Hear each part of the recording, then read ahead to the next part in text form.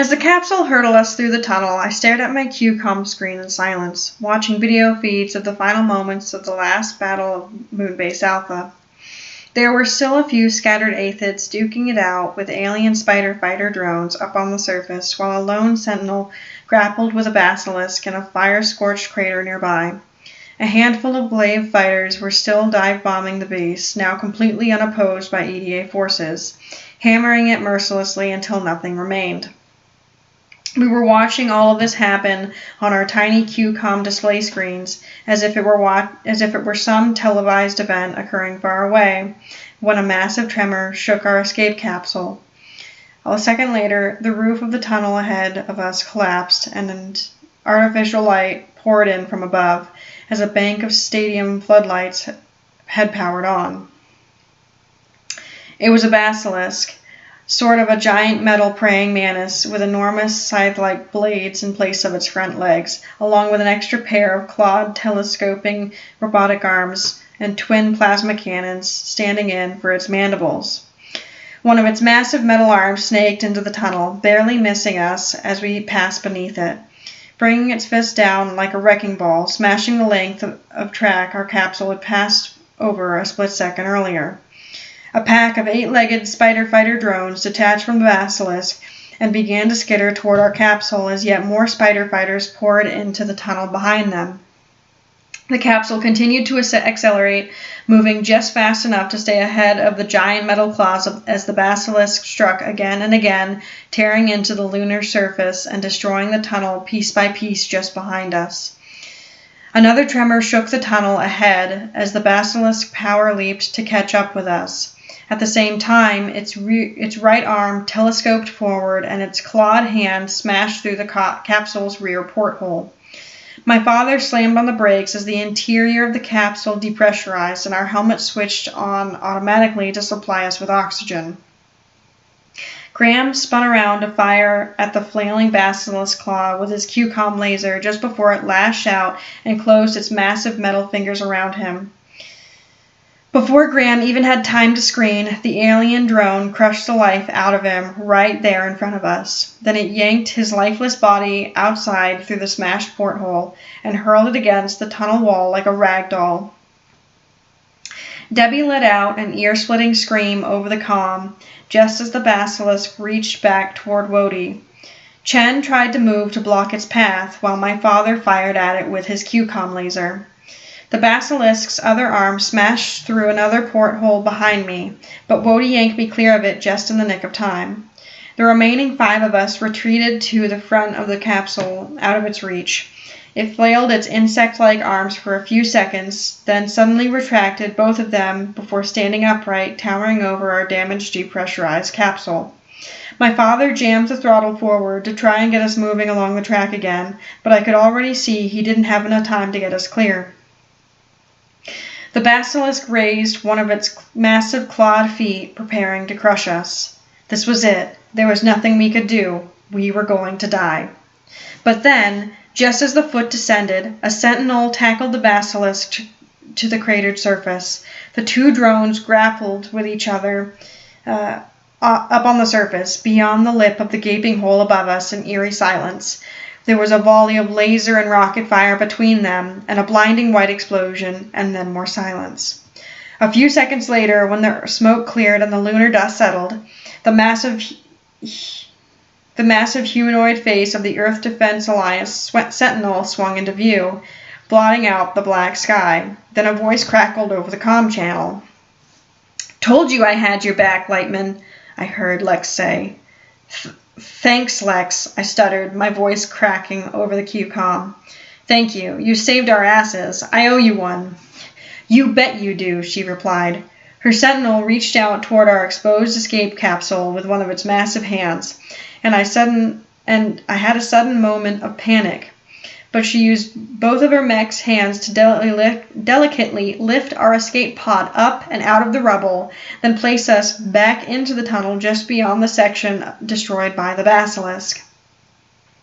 After she set us down, Lex waved goodbye with a massive hand. "Everyone here at Sapphire Station has already been reassigned to drones back on Earth," Lex said over the comm. "I stuck around to see if you guys needed any help, But Shanghai is getting totally hammered. I have to roll.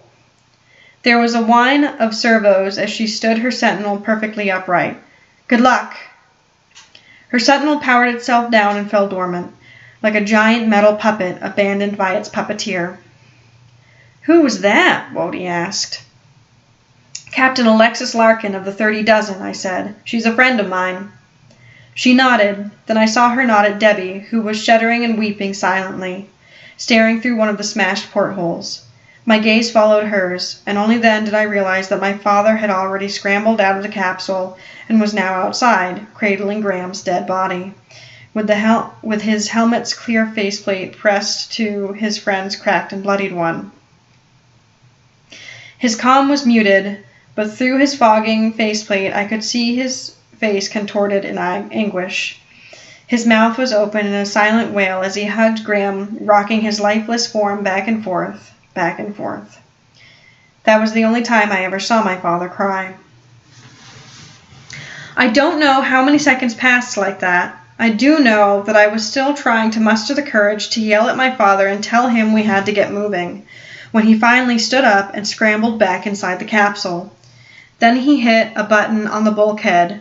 Armored shutters irised closed over the capsule's smashed portholes, sealing the leaks into the hull. As the cabin repressurized, my father got us moving forward again. Debbie was still weeping silently in her seat. Wody put an arm around her. Oft have I heard that grief softens the mind, the young woman recited, and makes it fearful and degenerate. Degenerate? Think, therefore, on revenge and cease to weep. Debbie nodded and took another deep breath. Then, in what seemed like the space of a few seconds, I saw her expression transform from grief into pure, unbridled rage. Our escape capsule reached the opposite end of the darkened tunnel a few minutes later, and we pulled into a pressurized arrival dock, and the capsule's doors hissed open. We followed my father into the armored doors of what was clearly an emergency bunker the EDA had constructed in the Icarus crater. I saw my father hold his breath when he placed his palm against the scanner beside the station's armored front entrance. The faceplate beeped and turned green a second later, and the doors to the Icarus bunker slid open, revealing a narrow tunnel beyond. My father ushered us all inside, then punched a button on the wall. The armored door slammed shut behind us, sealing us safely inside. We found ourselves in a small hangar bay nestled at the Icarus crater's base. Inside it, 8 interceptors stood gleaming under the halogen floodlights. We have to hurry, my father said. Everyone take a ship. Quickly now. I hurried down the catwalk to examine the nearest ones. These ships weren't like any of the drone interceptors we'd already seen. They had cockpits and were designed to be piloted from inside rather than remotely. These are AI-89s. These are AI-89s, my father shouted to us. Special manned aerospace intercept prototypes. As he spoke, he reached into a large metal tool chest bolted to the wall of the hangar. He took out some sort of pistol-shaped power tool like a motorized ratchet, then ran over to the first interceptor and opened the hatch on the underside of its hull, revealing a mess of wires and circuitry. As he dug around inside, he said, "We didn't have access to this bunker until the invasion began, to prevent us from using them to go AWOL." He smiled. But the base security protocol fail-safes just granted me emergency access. He used the power tool to remove a small cube-shaped component from the ship's underbelly and tossed it to the floor and closed up the hatch. He then ran over to the next interceptor and repeated the process. "What are you doing?" I asked him. "We have to get the hell out of here." "Don't you think I know that?" he said. "This is important. 60 more seconds." True to his word, a minute later he had pulled the cube-shaped component out of all 8 ships.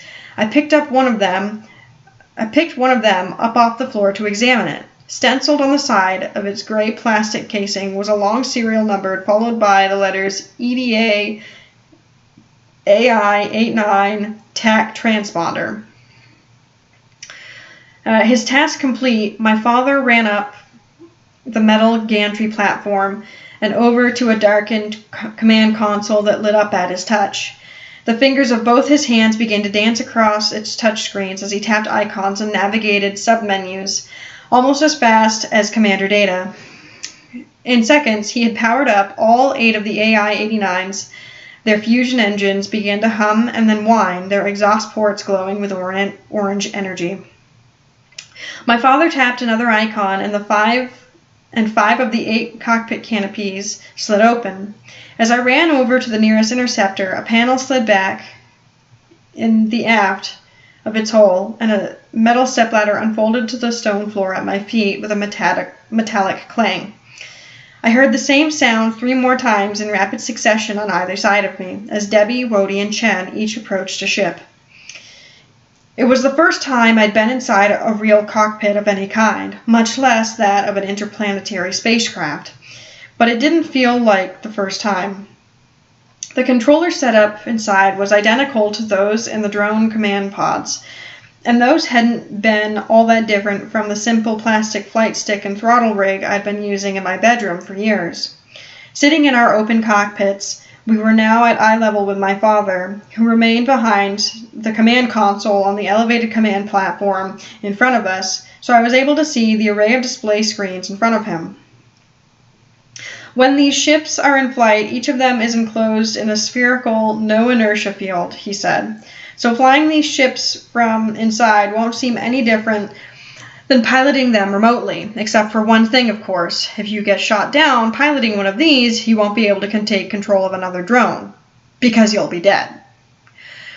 When he saw our reactions to this statement, he showed us their main safety feature.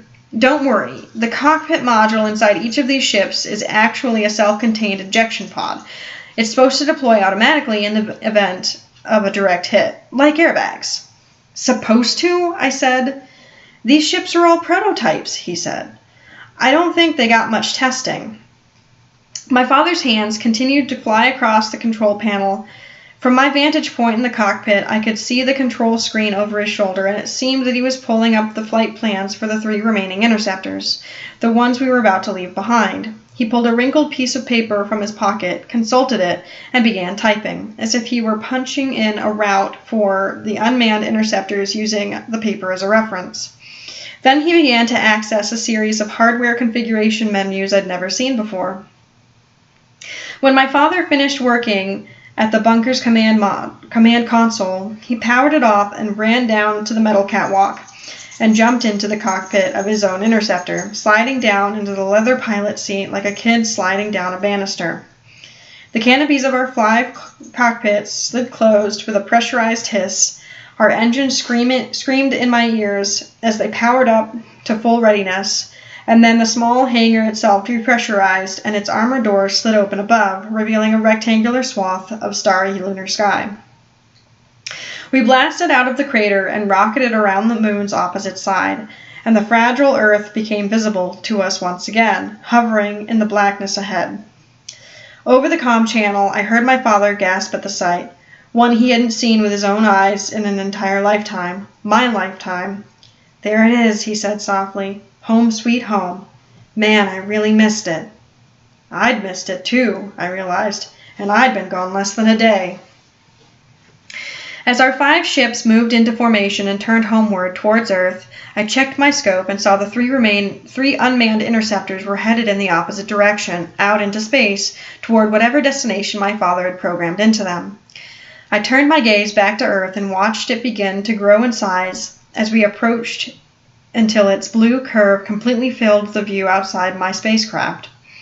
My father sent a tactical map to the display screens inside our cockpits. They're dividing their forces in half again, my father said over the comm. See? He was right. Half of the Vanguard's remaining forces appeared to be descending on mainland China, while the other half continued to escort the disruptor, which was heading off in a different direction, along with the alien drones that had survived the assault on Moonbase Alpha. Command thinks the disruptor is probably going to make landfall somewhere along the Antarctic Peninsula. They're sending every interceptor they can spare to try and take it down. The rest of our aerospace forces are currently defending Shanghai. Shanghai, Shen repeated, followed by something in his native tongue. A second later, my QCOM translated. My family lives just outside the city limits, but my sister is stationed at a drone operations base in the center of downtown. I have to go help her." "No, we have to go after the disruptor," my father said. "They'll activate it as soon as they reach the surface, and then only manned ships like these will continue to function. All the EDA drones will fall out of the sky." "What about the conventional Air Force?" Debbie asked. "Can't they help?" "They'll try," he said, "but the disruptor knocks out all wireless and radio communications too. It alters Earth's magnetic field and plays havoc with GPS satellites too. Our conventional aircraft will all be flying blind, and they might as well be going up against Godzilla. Conventional fighters won't stand a chance. It's up to us." Just as my father finished his sentence, we received word that the disruptor had already made landfall before our ships even reached the edge of Earth's atmosphere. But the Europans didn't activate their ultimate weapon then, even though they could have. For some reason, they waited. They waited until the 5 of us got there to switch it on. When our tiny squadron of 5 interceptors reached the disruptor's last known position just off the Antarctic Peninsula, the battle was kind of hard to miss. The massive black decahedron hovered just above the landscape like a floating mountain, spinning like a top as it finally activated its pulsing coupler beam and fired down into the melting ice below. The powerful beam sheared away chunks of glacier and sent them plunging into the icy water. The clear blue Arctic sky around the disruptor was a chaotic cloud packed with thousands upon thousands of enemy fighters locked in fierce aerial combat with an even greater number of interceptor and wasp drones, all swarming and diving to strafe the transparent deflector shield that surrounded the skin of the spinning disruptor in their midst. The disruptor's protective shield was already beginning to pulse and flicker on my HUD, indicating that it would soon fail. Of course, when it did, there was still the escort of glaive fighters orbiting around it, dogfighting a steady onslaught of gamer-controlled drones. Fusion reactor detonations kept firing off every few seconds like popcorn, further weakening the shield. It flickered and pulsed more rapidly, and I thought the timing of our arrival might turn out to be perfect. Then the disruptor activated itself. Every one of our 1,000 drones froze, then in unison they began to drop out of the sky like pieces of leaded ash. Meanwhile, of course, the thousands of alien fighters kept flying, unaffected, with their operators safely back on Europa and out of the disruptor's range. Its field had no effect on them. A few seconds later, their links went dead. The EDA drones' emergency fail-safes activated and their autopilots kicked in, attempting to right the drones and land them safely on the nearest patch of ground, or in this case, the crumbling ice shelf. Most of the drones I saw got picked off by enemy fire before they could make it to the ground safely, and most of the others crashed into the ocean or the ice and were lost. In a blink, the disruptor rendered every single drone in the Earth Defense Alliance's entire global arsenal inoperable. I knew the same thing must be happening at the same moment over Shanghai, Karachi, Melbourne, and everywhere else around the world as the millions of video gamer-trained civilians who had been waging drone warfare against the alien invaders from their laptops and game consoles just a few seconds earlier now found themselves staring at a quantum link lost error message. Earth's mighty gamer army was out of commission, unable to do anything now but sit and wait for the end. I saw a few other manned interceptors continue to attack the disruptor along with several squadrons of conventional military fighter aircraft, but they were now vastly outnumbered, in addition to being outgunned, and they were getting massacred. The sky surrounding the disruptor now contained only enemy ships, an unopposed swarm of glaives and wyverns. The now dormant aphids and sentinels standing on the ice shelf below were being picked off like beer cans by spider fighters and basilisks, marching on them from all sides. Our 5 interceptors continued to dive into the heart of the enemy forces as a few other stray manned interceptors formed up just ahead of me on my father's wing, only to get blasted to smithereens a few seconds later, lighting up the sky on either side of him. But my father piloted his ship through the onslaught, untouched, and so did I, miraculously unharmed. I pitched into a barrel roll as I flew through the flaming debris, silently cursing my father. He'd planted the seeds of doubt in my head, and now I suddenly saw evidence to support his theory everywhere I looked. My father, my friends, and I continued to streak and loop through the chaos, effortlessly blasting enemy fighters out of the sky, one after the other, while laser fire and plasma bolts streaked past us on all sides, just like when we used to play Armada together. But these were real aliens we were fighting, sentient beings with highly advanced technology intent on destroying us, and we were outnumbered thousands to 1. We should have been dead 100 times over already. Were humans really just better at war than they were? Or all this time had the aliens been throwing the game? A volley of photon bolts nailed my shield, knocking its power down by 2/3 and snapping me out of my reverie. I shook my head to clear it and then accelerated to catch up with my father and the others. We locked into attack formation, tearing along the ragged edge of the ice shelf, which continued to crumble and collapse into larger and larger pieces, melting rapidly under the intense heat emanating off the spinning decahedron above. The disruptor now hung about 100 meters above the ocean's wrinkled surface, like a diamond chandelier suspended from nothing at all. Its escort of glaive and wyvern fighters continued to swarm and dive over and around it, circling it like a cloud of silver flies. There were still more enemy fighters than I could count, so many that my tactical avionics computer was having a hard time estimating their number, too. There appeared to be a few hundred of them now, with more circling farther out, on the periphery of the battle. According to my HUD readout, there were thousands more enemy ships on the way, hundreds of thousands of more. "Where are those reinforcements coming from?" Wody asked. "Did they stop attacking Shanghai?" "No," my father said. "According to the EDA command, the city has already fallen. They're now diverting more ships here. In a few minutes, the odds of us being able to destroy this thing are going to be a lot worse." "Then let's get it done right now," Debbie suggested. "No time like the present."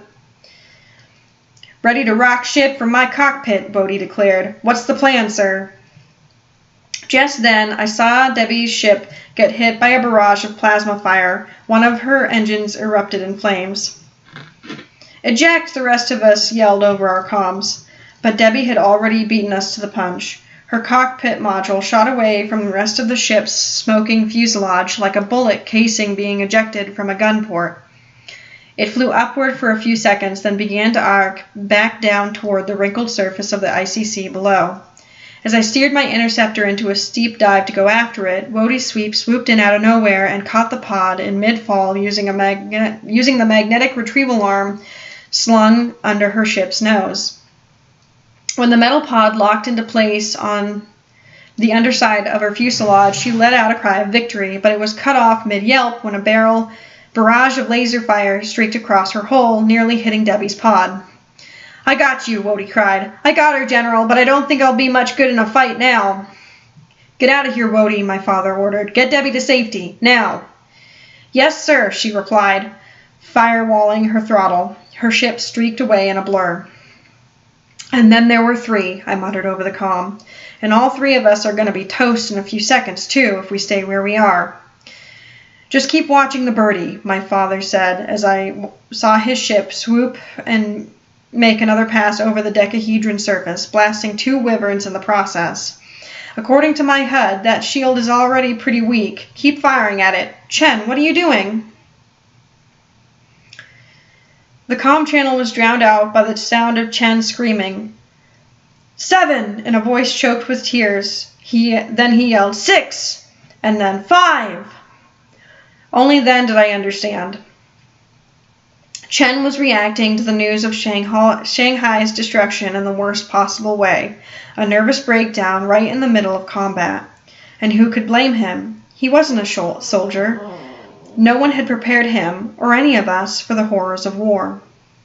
I located Chen's ship on my tactical display and saw that he was already turning into a steep dive toward the disruptor, with his guns apparently set to auto-fire. His shields took a direct hit and failed. Then a second later, his weapons failed too, followed by his engines. but his ship's momentum continued to hurtle it forward toward the disruptor. And on my HUD, his ship began to flash red, indicating that its reactor core had been set to overload. Over my comlink, I heard Chen cursing and shouting in Chinese. The English translation popped up on my HUD. They killed my sister. Now I'm going to kill them. I watched in paralyzed horror as Chen continued his dive toward the disruptor's spinning faceted surface, and I saw my father's ship spiral his ship over into a sharp dive to pursue him. As Chen's interceptor closed in on the spinning decahedron, I winced and held my breath, expecting the ship to impact on its deflector shield. But a millisecond before his ship reached it, its reactor detonated, lighting up the sky. The explosion's energy dispersed across the disruptor's deflector shield, and then it flickered and failed. The transparent blue shield around the disruptor had vanished, leaving its faceted skin exposed to attack. Of course, by this time, it was already too late for me to do anything about it. Even if I'd been willing to overload my ship's own power core to join Chen in his kamikaze run, there wasn't enough time for me to react now. The shield would only be down for 3.5 more seconds. You had to be both psychic and suicidal to get the timing right, and at that moment, I was neither. My father, however, appeared to be both. Because he was still streaking toward the disruptor right on Chen's tail, he had seen the rash decision Chen had made and then immediately made one of his own. "Are you nuts?" I shouted. "The shield won't be down for long." "It will, son," he said, "because they're watching and they want my heroic gambit to work, just like I told you. Watch. I need you to see this." "I don't want to see anything, you fucking asshole," I screamed. "Eject now! You can't do this to me," I said, voice cracking. "Not again!" My father's ship righted itself, but didn't change course. "I love you, son, and I'm sorry. Tell your mom." Time slowed down to a crawl. Everything seemed to be happening in slow motion. I finally thought to begin counting. 1001, 1002, 1003, 1004. The disruptor's shield remained down. Was I counting too fast?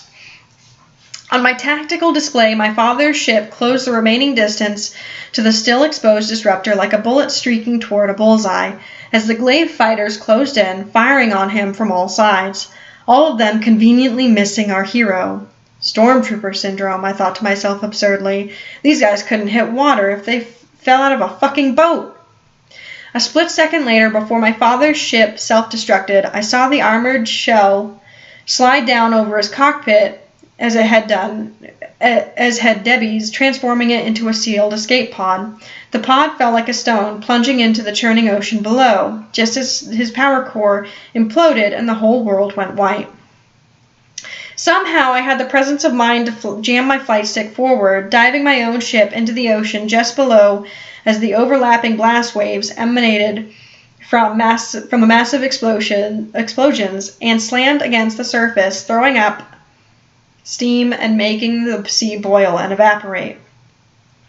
My tactical display showed me what was happening on the surface. My father's reactor core detonation had torn apart the unprotected disruptor, and its faceted skin exploded into a cloud of triangular debris that blanketed the ocean surface, mingling with pieces of human and alien spacecraft. I could hear the largest pieces of debris as they thudded against the watery ceiling above me, like dirt raining down on a coffin lid. It was completely quiet down here beneath the waves, floating inside my watertight spaceship as I gazed up at the fiery apocalypse erupting above the surface. The silence was so total for that moment that I wasn't sure if I was alive or dead. Then I heard the panicked cadence of my own breathing and realized that yes, I was indeed alive, at least for the moment. But I wasn't sure about my father, and I wasn't getting signal from his pod's emergency beacon, and the scopes in my ship's sensor package were useless. The ocean was littered with wreckage of hundreds of drone interceptors, glaives, and conventional fighter aircraft that picking out a single escape pod from detritus